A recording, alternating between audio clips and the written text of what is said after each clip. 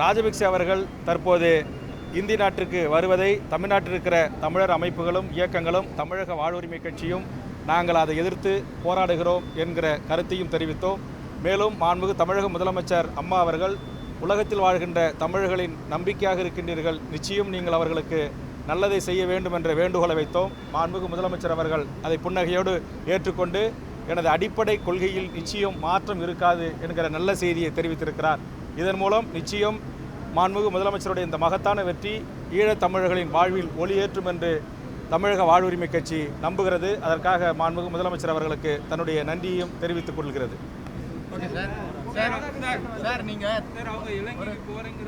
இல்லை, நாங்கள் ஒரு முதலமைச்சரை நாங்கள் போகக்கூடாதுன்னு நான் சொல்லலை. ஆனால் அதே நேரத்தில் ராஜபக்சேயின் வருகை எங்களுக்கெல்லாம் வருத்தம் அளிக்கிறது.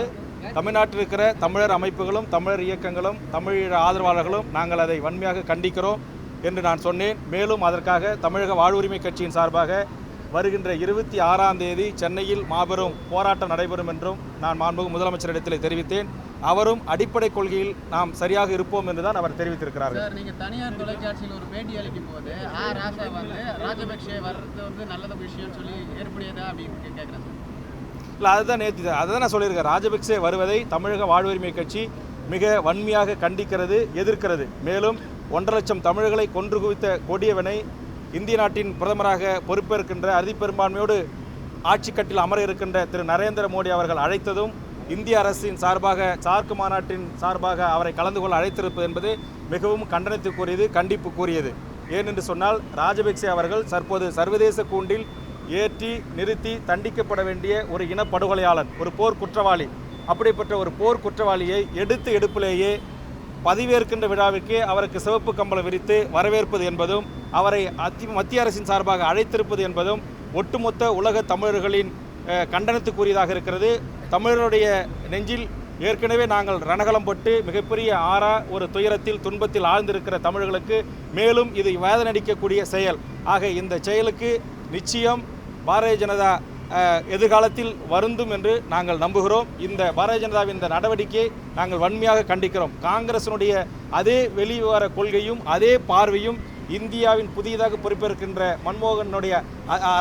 மன்மோகன் அரசு வழியில் இந்த மோடி அரசும் செல்லும் என்று சொன்னால் இலங்கை விவகாரத்தில் அதை தமிழர்களும் உலகத்தில் வாழ்கின்ற தமிழ் அமைப்புகளும் தமிழர் கட்சிகளும் வன்மையாக கண்டிக்கிறோம், எதிர்க்கிறோம். இதை எதிர்த்து வருகின்ற 26ஆம் தேதி சென்னையில் மாபெரும் ஒரு ஆர்ப்பாட்டத்தை நாங்கள் நடத்த இருக்கிறோம்.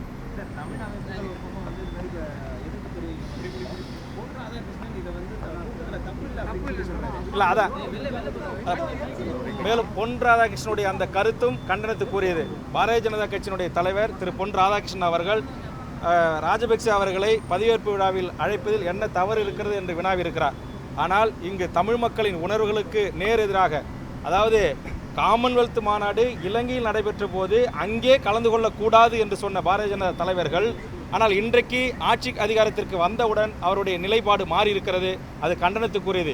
இலங்கையில் நடைபெறுகின்ற காமன்வெல்த் மாநாட்டிலே நாங்கள் ராஜபக்சே அழைக்கின்ற போது இந்தியாவின் பிரதிநிதியோ அல்லது அமைச்சர்களோ கலந்து கொள்ளக்கூடாது என்பதுதான் தமிழக அரசினுடைய நிலை, தமிழக வாழ்வுரிமை கட்சியின் நிலை, இங்கே இருக்கிற தமிழர் அமைப்புகளின் நிலை.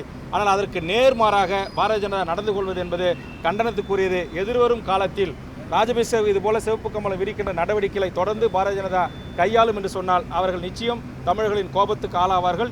எதிர்வரும் காலத்தில் தமிழர் அமைப்புகளும் தமிழக கட்சிகளும் இதற்கான பரிசை பாரதிய ஜனதாவுக்கு தருவார்கள் என்று நம்புகிறோம்.